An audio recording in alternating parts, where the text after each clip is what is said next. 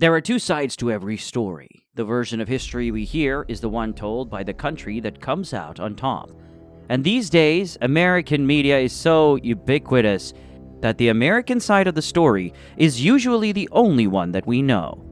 But for every moment in American history, there's another side to the story we rarely get to hear. Every enemy that the United States faced saw themselves as heroes. They have their own versions of these stories, and they're full of details that the American history books leave out. Number 10. The American Revolution started because American settlers illegally moved onto native land. All those weird taxes that brought on the American Revolution weren't just thrown at America for no reason. From the British point of view, the Americans brought those taxes upon themselves because they just couldn't stop killing Native Americans. The British Army had just finished swooping in to protect its American colonists from the French and Indian War, a conflict that the British firmly believed was America's fault. The Americans kept moving their properties into territories that legally belonged to France and were being used by Native Americans, and it caused so many fights that they ended up pulling Britain into an expensive war. They had repeatedly warned the colonists not to move into French territories, and since the Americans had ignored them, they've decided that the Americans could pay for the massive debt their war had caused by themselves. That's where the taxes the Americans called intolerable began. They were supposed to be a way to make America pay back the debt they'd created. From the British point of view, the ensuing protests across America were nothing more than a childish refusal to own up to their own actions. None of the complaints made sense to the British. Their demands for representation seemed like a demand for special privileges, as several cities in parts of England didn't have representation either, and their demand to be allowed to expand further westward just made it seem like they hadn't learned anything from their last mistake. As far as the British were concerned, they weren't stopping a revolution. They were just trying to protect a naive, headstrong colony from destroying itself. Number 9. The War of 1812 was the U.S. siding with Napoleon. Officially, the United States declared war on Britain in 1812 because of impressment. The British were kidnapping American citizens and forcing them into the British Navy, and the Americans weren't going to stand for it anymore. Impressment, though, didn't really become a major issue until 1811, and as far as the British were concerned, the war had started long before then. For them, it began in 1803 when Napoleon Bonaparte tried to take over the world, and the United States helped. The Napoleonic Wars, in many ways, started with the Louisiana Purchase. Napoleon sold the Louisiana Territory to the United States because he needed the money to fund his invasion of Europe, and the U.S. agreed, knowing full well what he was trying to do.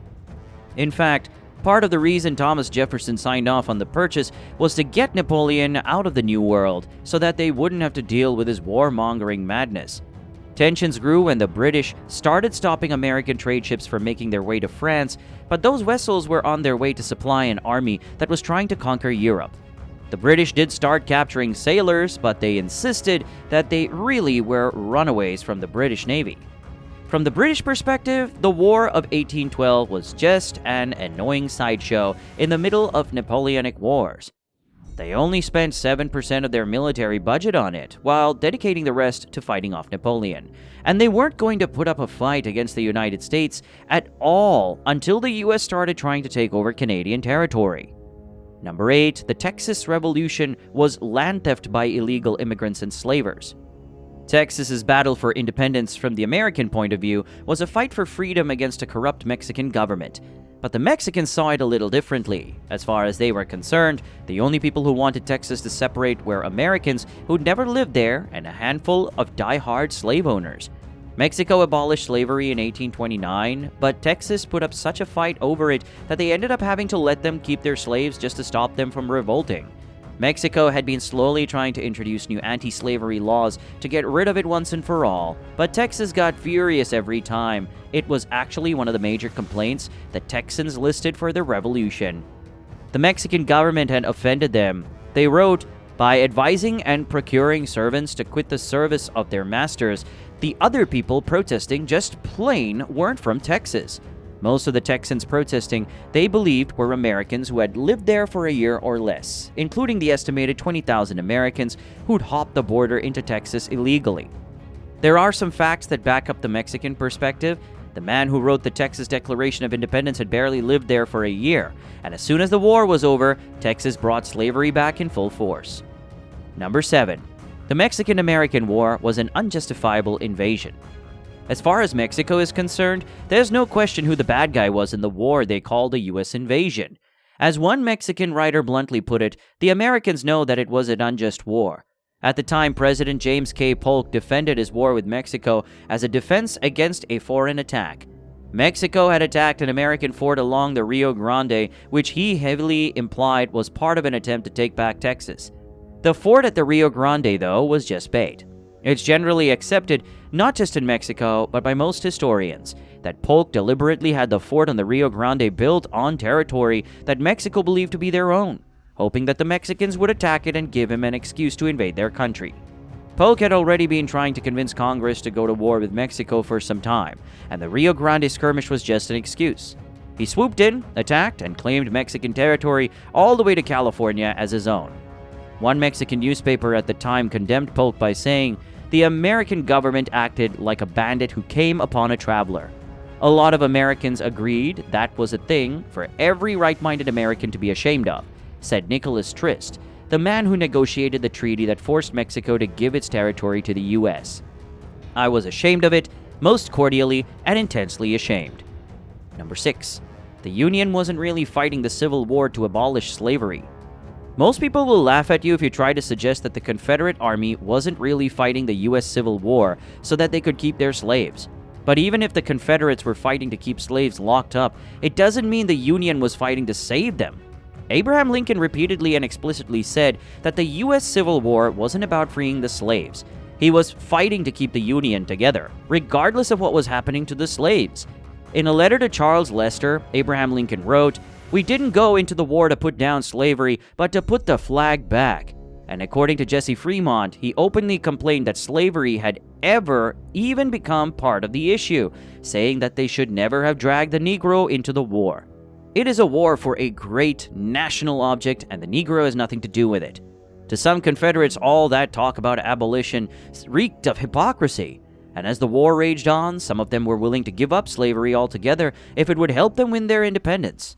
"Slavery is one of the principles that we started to fight for," one Confederate paper said, "but if it proves an insurmountable obstacle to the achievement of our liberty and separate nationality, away with it." Number 5. The Emancipation Proclamation was meant to militarize slaves.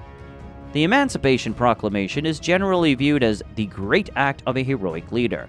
It's treated as the moment that slavery in the U.S. came to an end, the moment when Lincoln proved the Confederates wrong and showed them that he was really fighting for freedom and equality. The Confederates, though, didn't buy it. To them, the Emancipation Proclamation seemed more like a trick than a declaration of freedom. Lincoln's proclamation didn't actually free slaves across America. In fact, it didn't free anyone at all. It only affected slaves in states that were in open rebellion. The slave-owning states that were fighting on Lincoln's side were exempt from the rule. Lincoln was issuing an order that only affected people who didn't take orders from him in the first place. Jefferson Davis was convinced that the whole part was a dirty trick, meant to encourage Confederate slaves to riot. He pointed to a part of Lincoln's order that told slaves to abstain from violence unless in necessary self-defense. This, he said, was a subtle call to African slaves to start killing their Confederate slave owners. As far as he was concerned, the Emancipation Proclamation wasn't a declaration of freedom, it was a call for blood.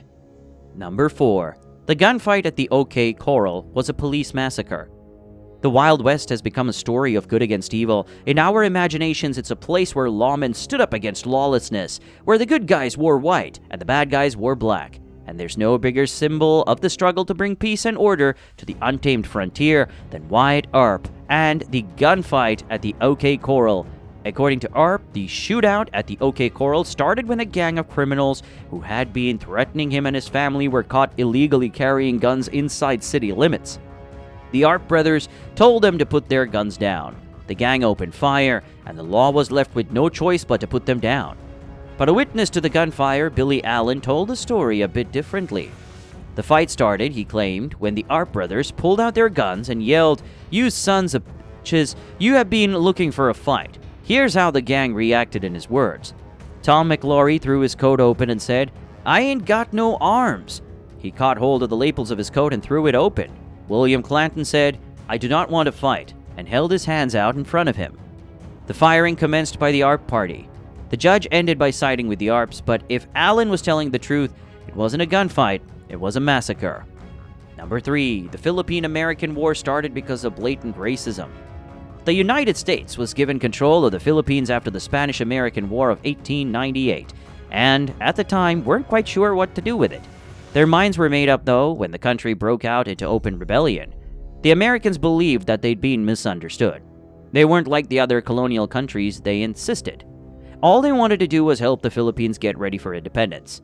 The Philippines just didn't give them the chance to show how nice they were. The Filipinos, though, didn't just start rebelling for no reason. They say that their rebellion started when American soldiers started showing up on their streets, and they got to see firsthand just how brutally racist they were. Filipino civilians complained that the first Americans who showed up in their country called them and regularly robbed, raped, and beat them. That's why they rebelled. Not because they were impatient savages, but because the Americans made it perfectly clear how they saw them. There's a lot of evidence to back up their story, too. Theodore Roosevelt publicly described the Philippines as a black chaos of savagery and barbarism. And one soldier stationed in the Philippines wrote home that the war would never have broken out if the Army of Occupation would have treated Filipinos as people. Number 2. The Vietnam War was part of the Vietnamese battle for independence. In Vietnam, the war goes by a different name. They call it the Resistance War against the American Empire to save the nation. And as far as they're concerned, the good guys won. Their version of the war is pretty simple. As one Vietnamese professor explained it, our country was invaded and we had to fight to protect our country. The North Vietnamese viewed the war as a continuation of an ongoing battle for independence that had started with their fight against France in the 1940s. From their point of view, they were simply trying to reunite Vietnam when, for reasons they didn't fully understand, the Americans started attacking them. We were really confused why the Americans tried to invade our homeland, one resident of Vietnam has said.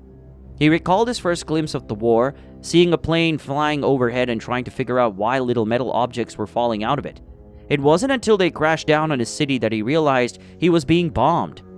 To the average Vietnamese person, the war was just an unprovoked attack on a country on the verge of reunification. They didn't understand that communism had any role in it. As one Vietnamese man had said, people didn't even know what communism was. Number 1. The Gulf War was a planned conspiracy that ruined Iraq. Saddam Hussein insisted that he was baited into attacking Kuwait. The whole Gulf War, as far as he was concerned, was a deliberate conspiracy to crush the Iraqi economy. The Gulf War came on the heels of a war between Iraq and Iran. Hussein was convinced that he'd save the Arab world from being corrupted by Iran. He insisted that Kuwait and other countries send him money to help fund his fight against Iran. And now that he'd won, he was sure he would come out of the war a hero. Instead, Kuwait wanted him to pay back the money he'd assumed was a gift. Iraq was too financially drained to pay it, but instead of trying to help, Kuwait manipulated the price of oil, the backbone of the Iraqi economy, to make their recovery impossible. Hussein insists his intelligence officers intercepted documents showing that the US was behind everything Kuwait was doing, and that it was all part of a conspiracy to economically crush Iraq. He insists that he only attacked Kuwait when he ran out of choices, and that instead of being brutal, he ordered his men to use non-lethal approaches whenever possible. Whether that's true or not, like every perspective in this article, it's open to debate. And whether the war was an American conspiracy or simply a fair response to Hussein's cruelty, Iraq ended up getting economically crushed. As one news correspondent stationed in Iraq put it, Iraq was a land with the same level of education and healthcare as Greece. Iraq may be the first country in history to have been forced by the international community back down the developmental ladder.